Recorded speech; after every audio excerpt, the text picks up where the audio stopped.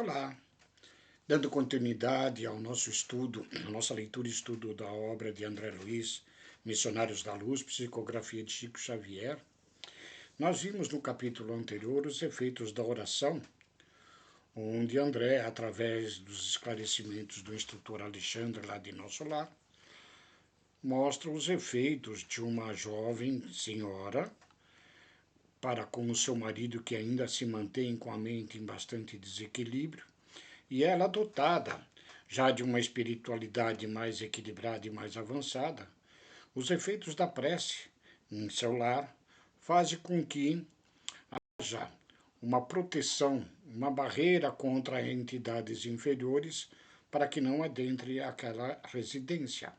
E, ao mesmo tempo, ela, com as suas preces, renovam as energias desse seu marido, o qual ainda muito perturbado mentalmente. Pois bem, nesse capítulo agora, o 7º, onde se denomina o socorro espiritual, nós vamos ver em outra situação de um, de um atendimento de emergência que solicitam de Alexandre e com André acompanhando, né, os efeitos desta assistência espiritual de muitas entidades do plano espiritual superior, pelo menos daquelas advindas de, pelo menos de colônias como a de Nosso Lar, no trato de auxílio a todos os encarnados, quando somos devidamente merecedores. Então, socorro espiritual.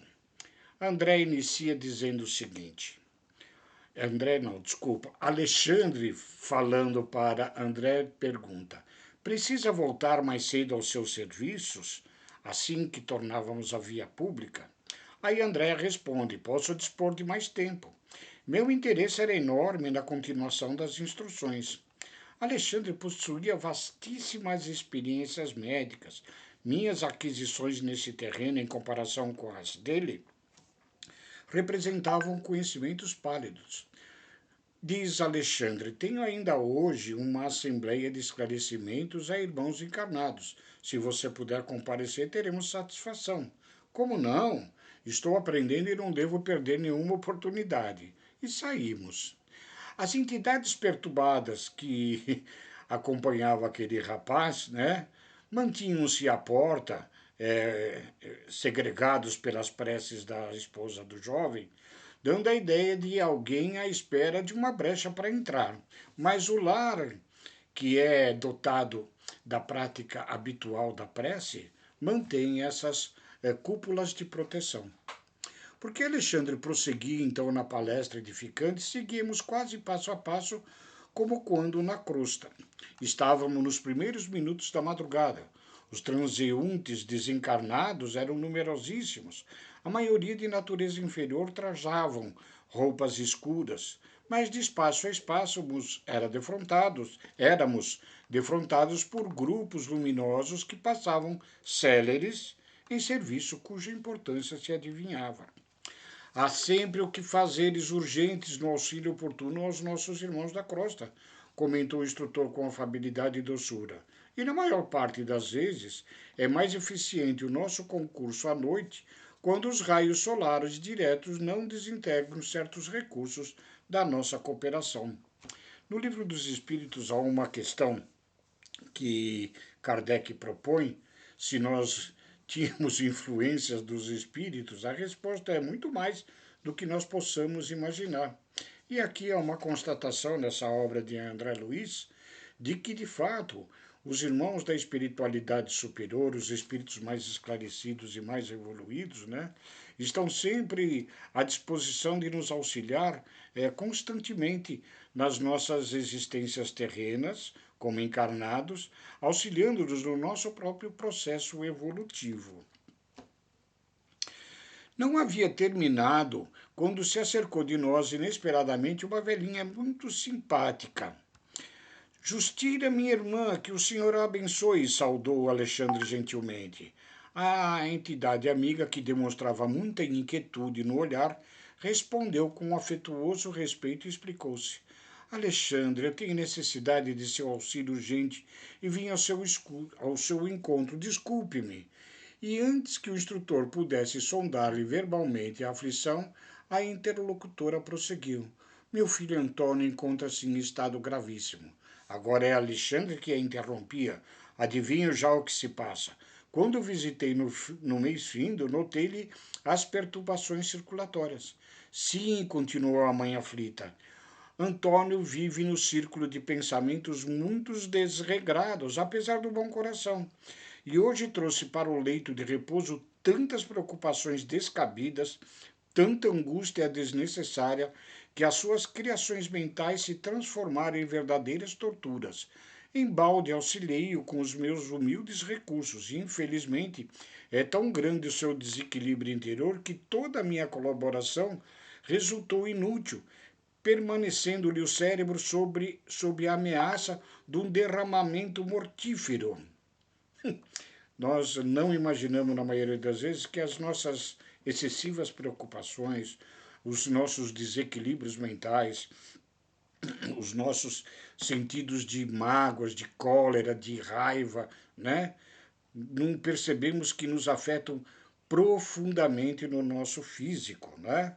A ponto de que, neste caso que nós estaremos agora estudando, né, pode haver um AVC, um acidente cardiovascular, onde a própria mãe se preocupa com a questão de um próprio, como se chamava antigamente, né, o derrame, né, que era o derrame de sangue no cérebro.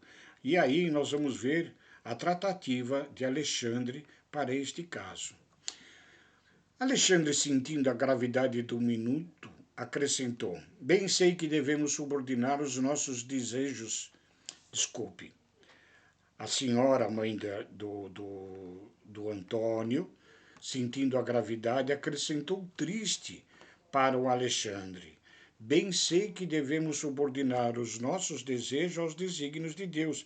Entretanto, meu filho necessita de mais alguns dias na terra.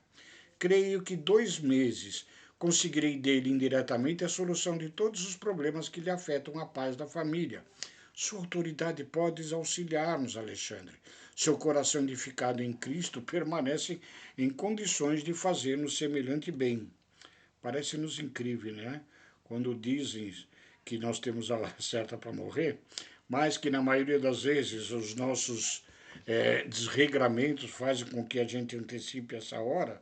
No caso, Alexandre tem a condição, como um trabalhador de Cristo, né, de auxiliar esse irmão no sentido de poder fazer dilatar um pouco mais a sua hora de passagem para a vida espiritual aqui, para que permaneça na esfera da terra por mais algum tempo, como solicitado pela sua mãe. Mas, contudo, nem sempre estes casos são possíveis e depende muito das condições do doente e da sua própria condição de receptividade do auxílio que deveria agora receber. Vejamos.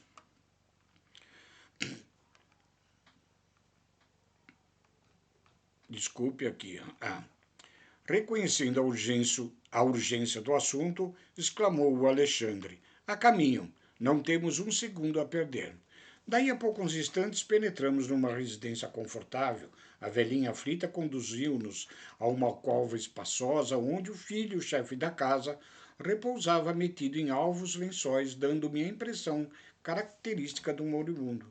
Antônio parecia próximo dos 70 anos e exibia todos os sinais da artéria esclerótico adiantado. O quadro era agora profundamente educativo para mim, diz André, que entrara num círculo valioso de observações novas.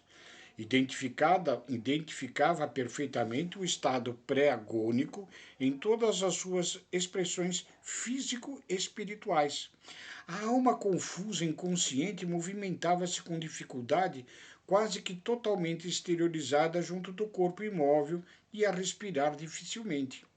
Enquanto Alexandre se inclinava paternalmente sobre ele, observei que estávamos diante de uma trombose perigosíssima, por localizar-se numa das artérias que irrigam o córtex motor do cérebro.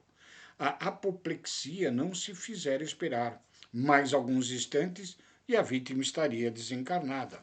Alexandre, que centralizara todas as suas atenções do enfermo, tocou-lhe o cérebro perispiritual e falou com autoridade serena.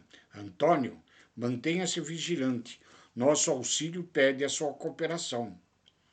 Se nós, os doentes, não auxiliarmos, tornando-nos receptivo ao auxílio que virá, ou de um atendimento médico mesmo aqui na Terra, ou dos espíritos do plano espiritual a nos socorrer, os espíritos não conseguem fazer mais. Nós já vimos no capítulos anteriores de que é o próprio doente que é o verdadeiro médico de si mesmo, onde ele, tornando-se por atitudes que o façam receptivo ao auxílio que irá receber. O moribundo, desligado parcialmente do corpo, abriu os olhos, fora do invólucro da carne, dando a entender vagas noções de consciência, e o instrutor prosseguiu. Você foi acidentado pelos seus próprios pensamentos em conflitos injustificáveis. Suas preocupações excessivas criaram-lhe elementos de desorganização cerebral. Intensifique o desejo seu de retomar as células físicas enquanto nos preparamos a fim de ajudá-lo. Esse momento, Antônio, é decisivo para as suas necessidades. O interpelado não respondeu, mas observei que Antônio compreendera a advertência no íntimo das forças da sua consciência, colocando-se em boa posição para colaborar em favor de si próprio. Em seguida, o orientador iniciou complicadas operações magnéticas no corpo inanimado, ministrando energias novas à espinha dorsal. Decorridos alguns instantes, colocou a destra ao longo do fígado e, mais tarde, demorando-a no cérebro físico, bem à altura da zona motora, chamou-me e disse: André, mantenha-se em prece, cooperando conosco. Convocarei alguns irmãos em serviço esta noite para auxiliar-nos. E acentuou, após meditar por alguns segundos, o grupo do irmão Francisco não pode estar longe.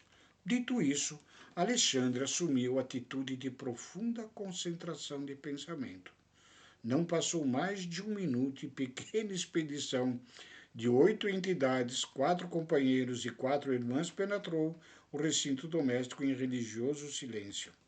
Vejam as possibilidades espirituais de nós quando estamos já em estado mais adiantado no nosso processo evolutivo, né?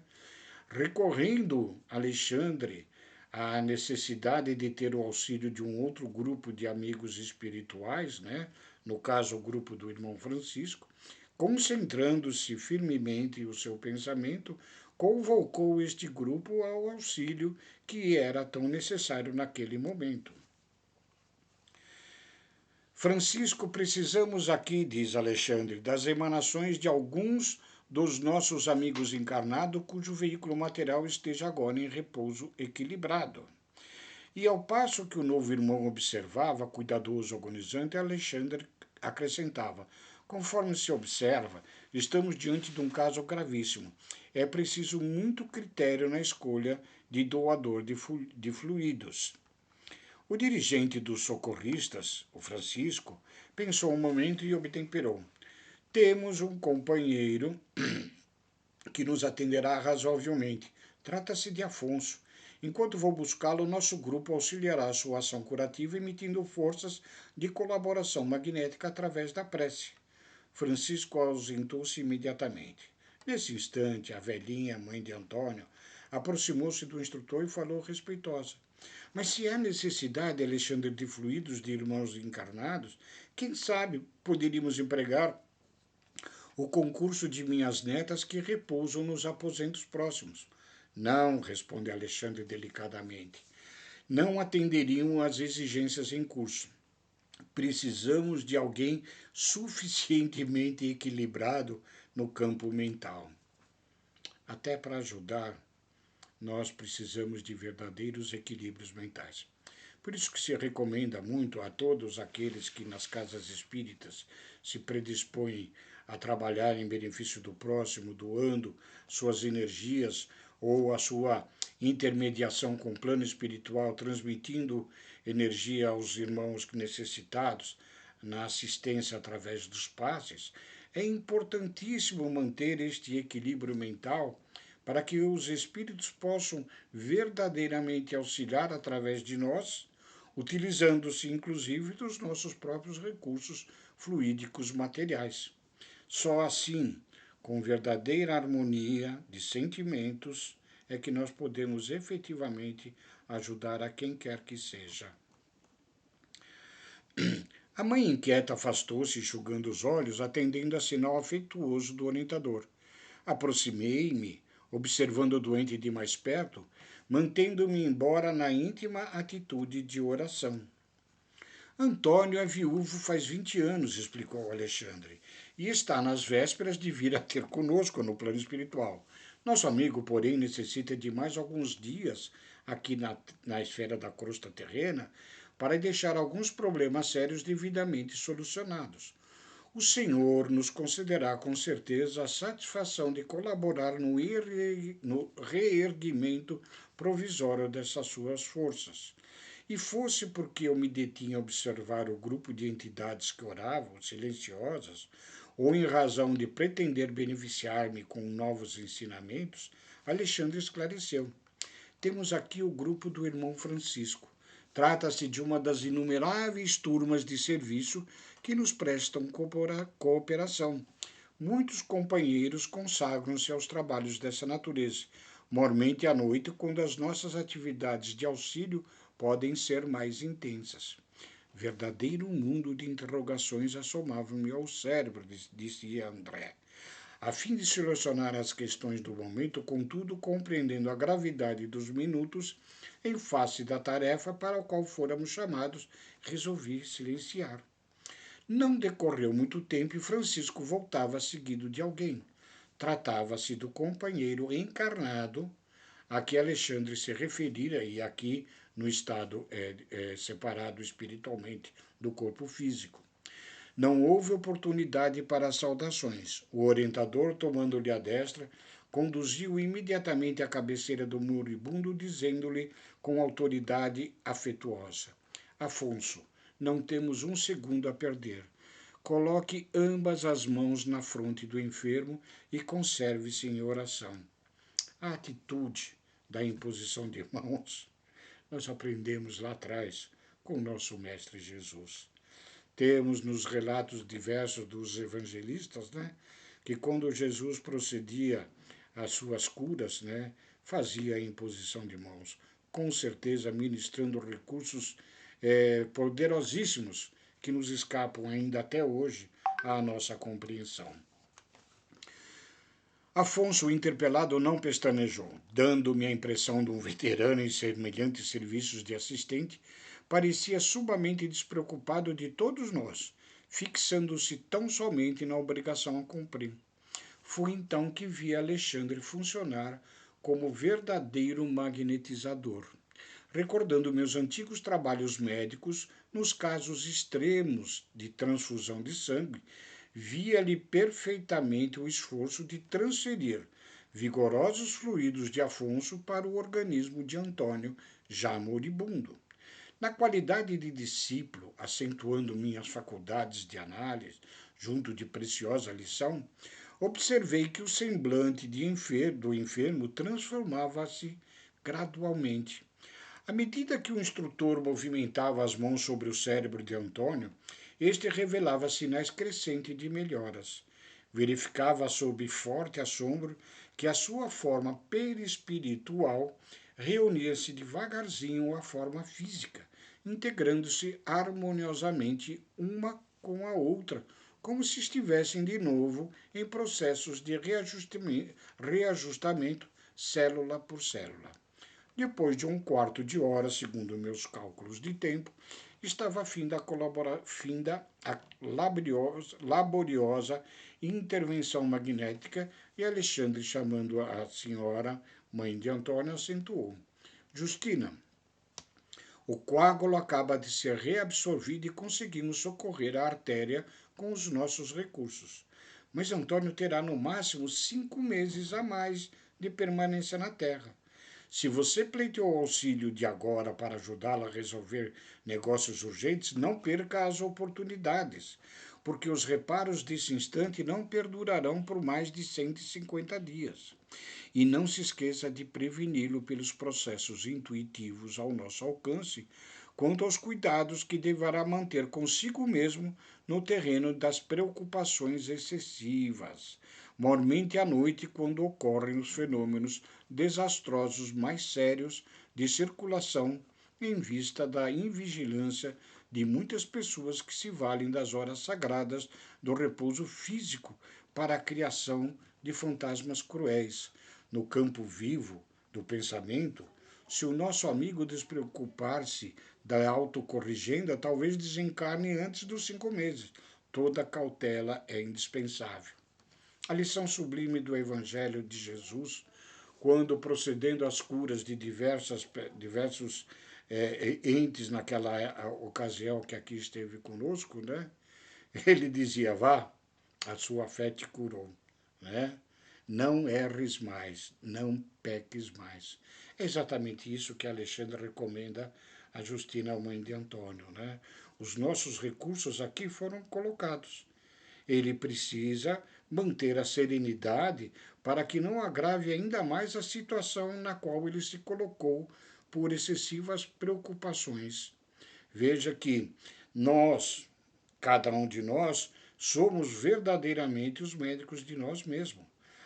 Os verdadeiros processos de curas dependem de nós, reequilibrando-nos e nos harmonizando física, mental, emocional e espiritualmente. A genitora agradeceu comovida em lágrimas de contentamento. Alexandre recomendou ao socorrista encarnado, o Afonso, que retirasse as mãos de sobre a fronte do enfermo, e viu então o inesperado. O doente grave, reintegrado nas funções orgânicas, com a harmonia possível, abriu os olhos físicos como se estivesse profundamente embriagado e começou a gritar estentoricamente: socorro, socorro, ajudam-me, por amor de Deus, eu morro, eu morro. Algumas jovens acorreram espantadas e trêmulas, em roupas brancas, percebendo-se que as filhas carinhosas e sensíveis vinham atender ao pai ansioso. Papai, papai, exclamavam lacrimosas. O que foi isso?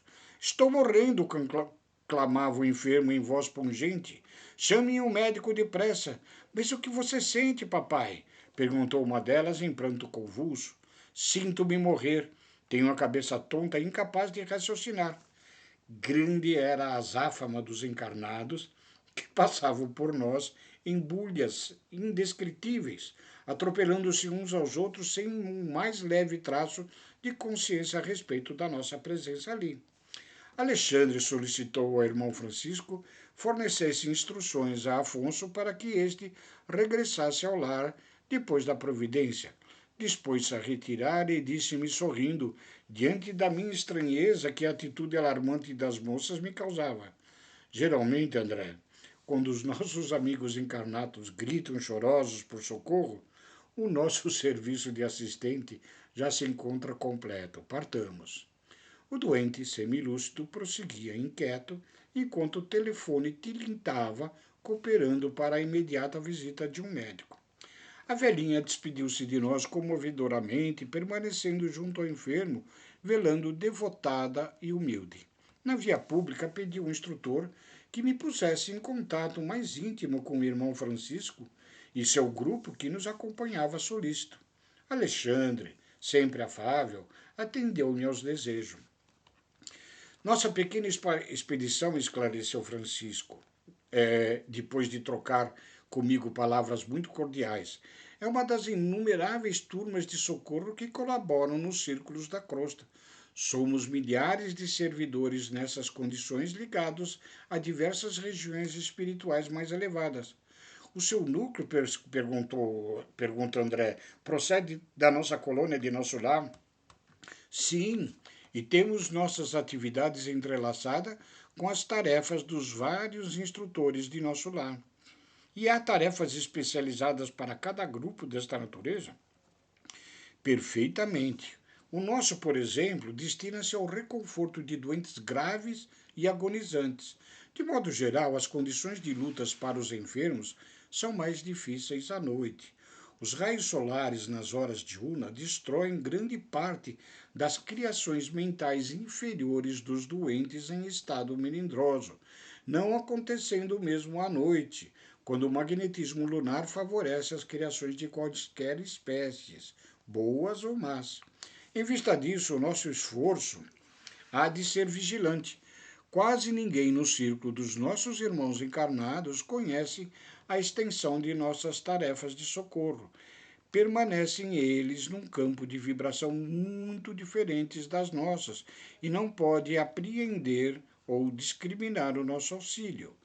Isto, porém, não importa. Outros benfeitores, muito mais elevados que aqueles dos quais podemos guardar conhecimento direto, velam por nós e inspiram-nos devotadamente no campo das obrigações comuns, sem que vejamos a sua forma de expressão nos trabalhos referentes aos divinos desígnios. Ou seja, estes espíritos que atuam diretamente aos irmãos encarnados na crosta, né? Igualmente, mesmo que eles não percebam, recebem auxílio direto dos planos mais elevados da espiritualidade superior. E talvez porque eu sorrisse admirando-lhe o ideal de renúncia serena e santificante, o interlocutor também sorriu e acrescentou: sim, meu amigo, reclamar compreensão e resultado de criaturas e situações ainda incapacitadas para nos dar, constitui exigência mais cruel que a solicitação de recompensas imediatas. Era bem a verdade convincente. Mantinha-se o irmão Francisco dentro de lógica mais elevada. Os que auxiliam alguém interessados no reconhecimento ou na compensação quase sempre permanecem de olhos cerrados para o concurso divino e invisível de que mais alto recebem. Exigem de outros lhes identifique a posição de benfeitores, mas nunca se recordam de que amigos sábios e desvelados lhes oferecem a melhor cooperação de planos superiores sem deles reclamarem a mínima nota de gratidão pessoal. Aqui na Terra também sabemos, pelas conceituações de nosso Mestre Jesus e dos esclarecimentos da doutrina espírita, de que toda caridade praticada a quem quer que seja, nós o devemos fazer totalmente desinteressadamente, né?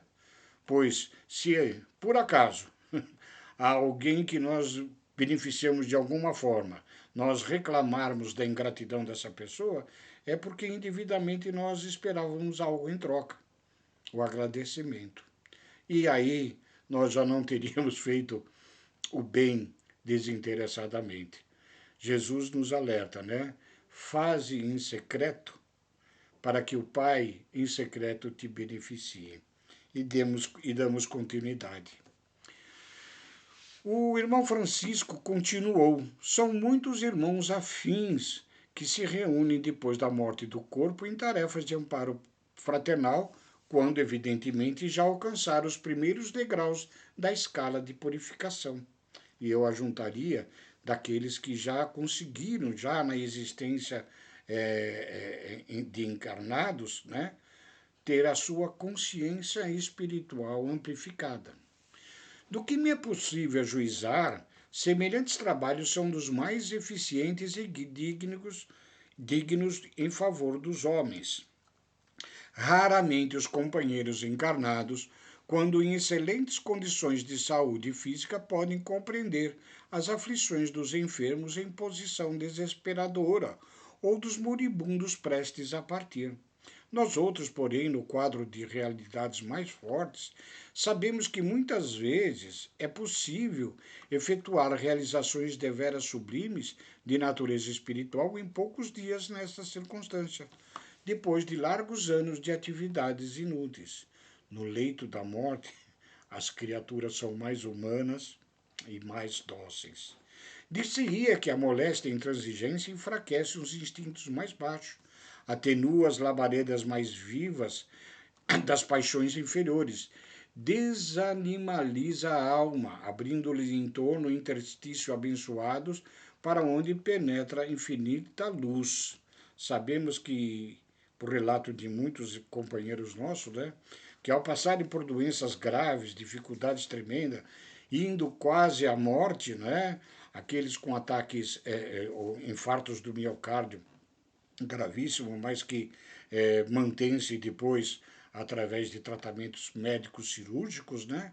Mudam totalmente as suas atitudes perante a vida por passarem pela quase morte. E é o que faz, muitas das vezes, o sofrimento que nós temos, que nos alerta quanto às nossas necessidades de harmonização espiritual.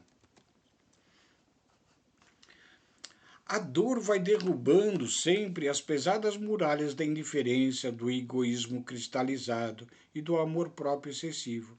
Então é possível aos doentes graves o grande entendimento. Lições admiráveis felicitam a criatura que palidamente, embora percebe a grandeza da herança divina. Acentua-se o heroísmo e agravam-se-lhe no coração para sempre mensagens vivas de amor e sabedoria. Na noite espessa da agonia começa a brilhar a aurora da vida eterna, e aos seus clarões indistintos nossos princípios são facilmente aceitos. A sensibilidade demonstra características sublimes e a luz imortal lança fontes de infinito poder nos recessos do espírito. O interlocutor fez longa pausa e rematou. Deste modo, conseguimos efetuar um serviço de assistência eficaz, carreando novos valores no campo da fraternidade e do bem legítimo. Nunca observou você a paciência inesperada de doentes graves, a calma de certos enfermos incuráveis e a suprema conformação da maioria dos moribundos? Muitas vezes, semelhantes edificações incompreensíveis para os encarnados que o cercam constituem o fruto de esforços de nossos grupos itinerantes de socorro. Francisco enunciara sublimes verdades. De fato, a serenidade dos enfermos, em condições desesperadoras, e a resignação inexplicável dos agonizantes, absolutamente distanciados da fé religiosa, não poderiam guardar outra origem. A bondade infinita, a bondade divina é infinita e em todos os lugares há sempre generosas manifestações da providência paternal de Deus, confortando os tristes, acalmando os desesperados, socorrendo os ignorantes e abençoando a todos os infelizes. E assim ficamos com essa lição maravilhosa, neste socorro espiritual que que André observa em companhia do Alexandre e desse grupo fraternal de Francisco, né? No socorro a pessoas gravemente enfermas ou quase em estado de desencarne, né? E vemos aqui que todos os recursos são canalizados em nosso próprio benefício. Cabe a nós estudarmos, esclarecermos-nos para sermos cada vez mais receptivos a esta ajuda que nós não nos apercebemos, mas que hoje, pela razão, pela lógica, pelo esclarecimento de Jesus e da doutrina que nos consola, temos a certeza destes auxílios que recebemos. Ficamos por aqui neste capítulo. Brevemente traremos o episódio do capítulo 8º, que se denomina No Plano dos Sonhos. Muito obrigado por acompanhar esses nossos estudos. Fique com Deus e muito obrigado.